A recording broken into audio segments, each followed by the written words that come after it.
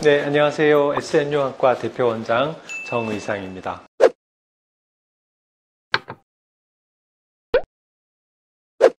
오늘은 라섹에 대해서 얘기를 조금 나눠볼까 합니다. 일반적으로 가장 많은 사람들이 시행하는 각막시력 교정 수술은 스마일 라식과 라섹이라고 보면 되는데, 어떤 수술이 나한테 더 좋은 수술인지, 더 안전한지, 장단점이 뭐가 있는지 이런 것들을 굉장히 많이들 궁금해하세요. 그래서 궁금증을 조금 답변을 드리는 그런 시간을 가져볼까 합니다. 첫 번째 질문입니다. 안구 건조증이 심한 경우 라섹 수술을 해도 될까요? 스마일 라식, 라섹 그런 두 가지 수술 방법은 건조증을 조금 더 심화시킨다는 단점은 공통적으로 가지고 있어요. 근데 이제 비교를 해야 될 게, 눈이 나쁜 사람들이 안경도 쓰지만 컨택트 렌즈를 많이 끼잖아요. 그러니까 렌즈를 꼈을 때 눈이 건조증이 심하다고 하는 분들은 수술을 하면 렌즈를 안 끼니까 그 부분은 이득이 되는 거죠. 건조증이 지금 현재 존재한다고 하더라도 렌즈를 꼈을 때 느끼는 정도의 건조증 정도의 증상만 초기에 약간 생긴다, 이 정도로 생각하시면 되지 않을까 싶고, 우리가 건조증도 경미한 1단계에서부터 4단계까지 국제분류로 나누게 돼 있습니다. 3단계나 4단계의 아주 심한 건조증일 때는 수술을 바로 하는 것보다는 건조증을 일정 부분 치료를 해서 어느 정도 호전을 시켜놓고 난 이후에 각막 수술을 하는 것, 그것이 조금 더 안전하다고 말씀드릴 수 있겠습니다. 라섹 수술의 경우 수술 후 시력이 떨어지는 경우가 종종 발생할까요? 수술의 합병증으로 환자분들이 많이 걱정하는 게, 시력이 좋아졌다가 다시 근시나 난시가 재발되는 근시퇴행이라고 하는데, 모든 수술들이 약간씩은 그런 빈도가 있습니다. 근데 지금까지 이제 알려져 있는 바로는 라섹, 라식, 스마일 라식, ICL 이 네 가지 수술 방법을 비교하자면 사실은 근시가 재발될 확률이 가장 높은 수술이 사실은 라섹이에요. 그 이유는 이론적으로는 그 시력이 계속 잘 유지가 되려면 그 각막의 변형된 모양이 변화되지 않고 계속 유지가 돼야 되거든요. 근데 라섹은 어떤 단점이 있냐면, 수술할 때 눈에 상처가 많이 생기기 때문에 눈에서 그걸 인지를 해요.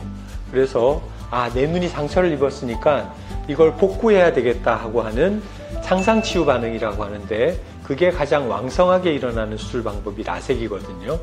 그래서 우리가 장기적으로 스테로이드 계통의 약물도 많이 써야 되고, 이렇게 관리가 조금 어려운 건데, 그렇게 관리를 해도 일부는 그런 반응들이 좀 과하게 일어나는 거죠. 그래서 근시퇴행의 빈도가 좀 높다는 것이 라섹의 단점 중에 하나라고 볼 수 있어요.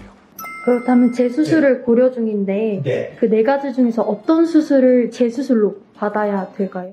재수술 방법은 사실 어떤 특정 방법이 딱 반드시 필요하다라고 하는 건 아닌데, 근시가 재발할 때는 본인이 원래 가지고 있던 근시 도수의 일부만 재발을 하거든요. 그러니까 도수가 높지가 않아요. 그래서 높지 않은 도수를 조금 더 안전하게 치료할 수 있는 방법은 사실은 라섹이거든요. 그래서 대개의 경우는 재수술은 라섹으로 진행하는 경우가 제일 많습니다. 라섹을 해서 생길 수 있는 부작용이 무엇인지, 또 그런 부작용들은 스마일 라식에는 발생하지 않는 것인지. 그렇죠. 이제 장단점들을 비교를 하자면, 라섹 같은 경우는 아까도 얘기 드렸지만 각막에 큰 상처가 만들어진 상태에서 레이저로 각막 모양을 변형시키고, 그 상처가 생긴 각막 상피가 복구가 되기를 기다려야 되거든요. 스테로이드 계통의 좀 강한 약물을 한 3개월 이상 사용해야 되고, 또 자외선을 차단을 잘 해줘야 되고, 그렇게 관리를 한 3개월 이상 길게 해줘야 되거든요. 수술 자체는 가장 쉽고 안전하다고 할 수 있지만, 수술 이후의 과정이 사실은 장기적으로 볼 때는 근시가 재발한다든지, 적절하게 자외선 관리를 안 했다면 각막에 혼탁이 발생할 수 있다든지, 이런 문제들이 생길 수 있는 것이 라섹의 가장 큰 단점이라고 볼 수 있습니다. 그리고 이제 사실은 또 한 가지 라섹의 장기적인 단점 중에 하나는 반복 각막 상피 짓무름증이라고 하는데요. 병명은 되게 어려운데 환자들이 느끼는 증상은 굉장히 심한 아주 날카로운 통증을 순간적으로, 특히 아침에 눈을 뜨는 순간에 느끼게 되는 그런 현상을 얘기를 합니다. 그런 일이 있다는 게 조금 부담스러워요. 그래서 수술하고 1년, 2년 이렇게 상당한 시간이 지난 이후에도 보이는 건 잘 보이는데 아침에 눈 뜰 때 눈이 너무 막 다가와서 아침이 두렵다라고 얘기하는 분들이 계세요. 반면에 스마일 같은 경우는 수술량이 많거나 그렇다고 하더라도 그런 혼탁이 발생하는 경우는 거의 없다고 보셔도 돼요. 그리고 근시가 재발되는 빈도도 라섹보다는 훨씬 적거든요. 지금은 저 같은 경우는 예전에는 라섹 수술을 많이 했었지만 조금 더 안전한 스마일 라식에는 그런 부작용이 없기 때문에 스마일 라식을 지금은 좀 더 안전한 방법으로 저는 생각을 하고 있습니다. 라섹의 업그레이드 버전이 네. 스마일 라식인가요? 네. 뭐 그렇다고 얘기를 할 수 있겠죠. 쉽게 얘기하면 환자들한테는 라식은 안전하고 편리한 수술, 그리고 시력이 빨리 좋아지는 수술, 라섹은 굉장히 안전하지만 조금 불편한 수술, 이렇게 돼 있었거든요. 그런데 그 이후에 우리가 이제 스마일이라는 방법이 개발이 되면서 이 라식과 라섹이 가지고 있는 안전성과 그 다음에 빠른 회복, 그 두 가지를 동시에 이제 달성시킬 수 있는 방법으로 개발된 게 스마일이거든요. 아프지 않고 시력이 빨리 좋아지고 그 다음에 원추각막 같은 합병증이나 건조증이 심하게 생기지가 않는 안전성을 동시에 가지고 있고 또 눈의 외상에 대한 취약성이 없어지는 그런 장점들을 가지게 된다. 그렇게 해서 스마일이 지금 대세가 돼가고 있는데 그게 가능해진 이유가 라식과 라섹은 엑시머 레이저라는 레이저를 이용해서 수술을 해요.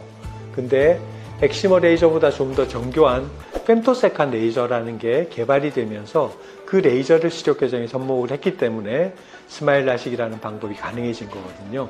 femtosecan 레이저라는 좀 더 정교한 레이저가 개발이 됐고 그리고 라식과 라섹이 가진 충분한 단점들에 대한 임상적인 이해가 담보가 되면서 새로운 수술 방법을 우리가 의사가 고안을 할 수 있게 됐고 두 가지가 동시에 접목이 됐기 때문에 스마일 라식이 개발이 된 거죠. 그래서 어떻게 보면 라식과 라섹은 올드 패션의 이제 수술 방법이고 스마일 라식은 좀 더 장비도 개발되고 수술에 대한 이해가 개발되면서 조금 더 업데이트된 수술이다, 개선된 방법이다 라고 보시면 될 것 같아요.